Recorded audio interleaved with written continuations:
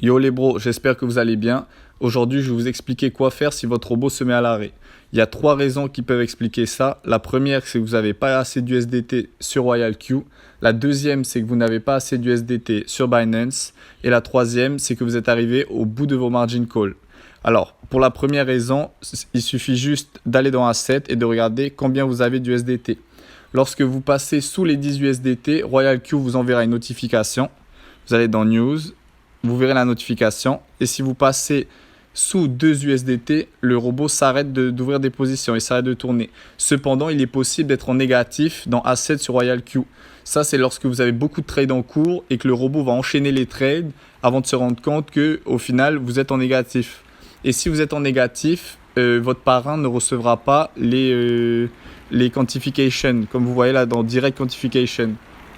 Donc il vous faudra recharger parce que au final le robot va se mettre sur pause. Ça c'est la première raison. La deuxième raison, c'est que vous n'avez pas assez d'USDT sur Binance. Donc il vous suffit de recharger sur Binance. Et après, une fois que vous avez rechargé sur Binance, vous allez dans vos cryptos. Vous pouvez aller sur Quantitative. Vous cliquez sur Batch Settings. Vous sélectionnez toutes les cryptos. Toutes vos cryptos ouvertes avec des trades. Vous les sélectionnez. Et vous cliquez sur Start. Ça va réouvrir les margin calls. Sur Initiate Margin Call. Ça va réouvrir les margin calls. Du coup, ça va recommencer à vous ouvrir des positions avec ce que vous avez rechargé.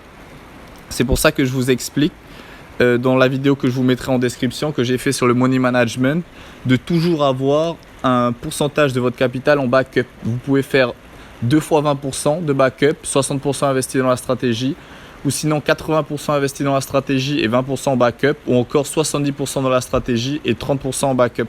Ça, c'est à vous de voir, c'est comme vous voulez. Du coup, voilà. Et pour l'aspect, la troisième raison, si vous êtes arrivé au bout de vos margin calls, imaginons que je sois sur XTZ, je clique sur XTZ, et là, je suis avec JD Winner, la margin call limite c'est de 13. Du coup, il peut m'ouvrir au maximum 13 margin call, 13 positions. Imaginons que là, je sois à 13 dans Number of Margin Call, je suis au maximum.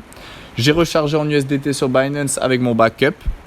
Ce que je fais pour ouvrir des positions, je vais dans Trade Settings, je clique sur Margin Call Limit, j'augmente, on va dire à 18, donc ça va m'en rajouter 5. Je vais dans Margin Configuration et je peux m'inspirer des Margin Call précédentes pour les prochaines. Vérifiez bien de les configurer vous-même. Vous pouvez vous en inspirer pour ouvrir des margin calls. C'est assez simple à comprendre, hein. Le pourcentage, c'est le pourcentage de baisse que le robot va attendre avant d'ouvrir la position. Et les times, c'est le nombre de fois qu'il va acheter. Il va ouvrir la position. Donc là, il va acheter par exemple la 16e margin call. Il va acheter 2 fois à 20 USDT. Ok. Du coup, voilà, ça c'est bon pour l'exemple. Et comme je le disais dans la vidéo Money Management, c'est la meilleure manière de faire des profits sur RoyalQ.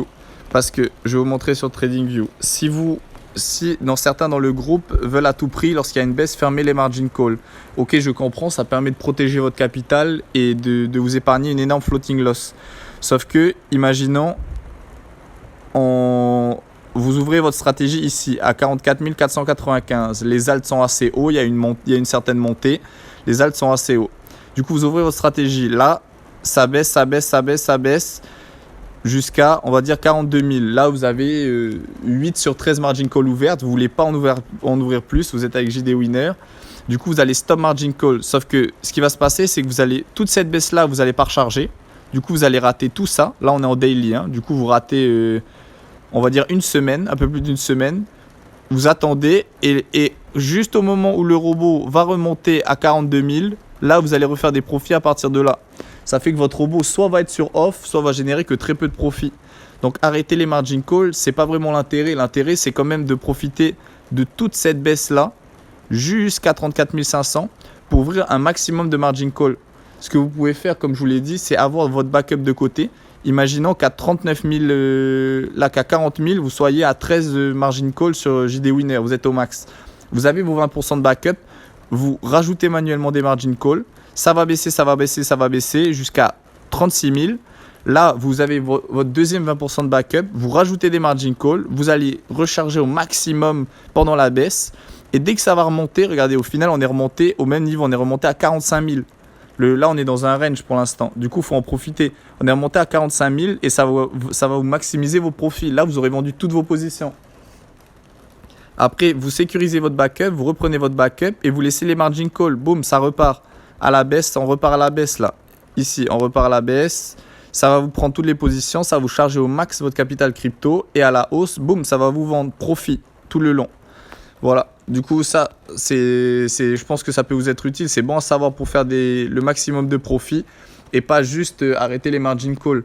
En fait, sur Royal Q, il va falloir accepter que vous soyez en floating loss et apprendre à gérer ou apprendre à gérer votre capital. Toujours avoir du backup. C'est le même principe que lorsque vous êtes holder. Si vous voulez faire du DCA, il faudra toujours que vous ayez un minimum de capital pour investir et pas injecter par exemple... là à 38 000 $, vous injectez 1000 dollars dans le Bitcoin lorsqu'il est à 38 000. Après, ça descend à 34 500 et vous n'avez plus rien pour injecter. Voilà les bros, j'espère que la vidéo vous a été utile. N'hésitez pas à vous abonner. On est 53 je crois sur la chaîne maintenant, c'est cool. J'espère qu'on va pouvoir passer les 100 d'ici peu. N'hésitez pas à rejoindre le groupe Telegram et je vous ferai une nouvelle vidéo demain. Merci les bros.